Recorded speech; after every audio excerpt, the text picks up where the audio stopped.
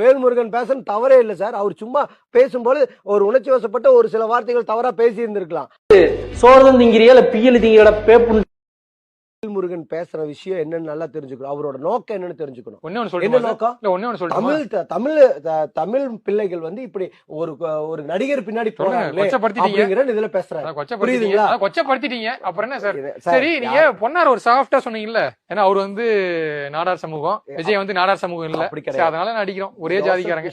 Joseph Vijay வந்து இவ்வளவு நேரமா இப்படி விஜய் விஜய்னு சொல்லிட்டு இருக்கீங்களா? எங்க இந்த பேரை சொல்லியான்னு பார்த்தேன், சொல்லிட்டீங்க. வந்து அவரோட அடையாளத்தை அவரே சொல்றதுக்கு பயப்படுறாரு. நாங்க அடையாளத்தோட வாழ்றவங்க. ஜாதி பேர் போட்டுருக்கலாம் ஒரு பெருமை. ஆமா, ஜாதி பேர் போட்டது எங்களுக்கு அடையாளங்க. அது மறுபடியும் ஜாதி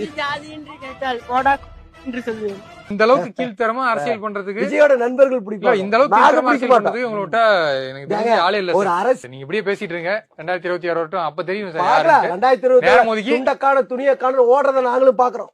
கண்டிப்பா பாக்கலாம் சார்.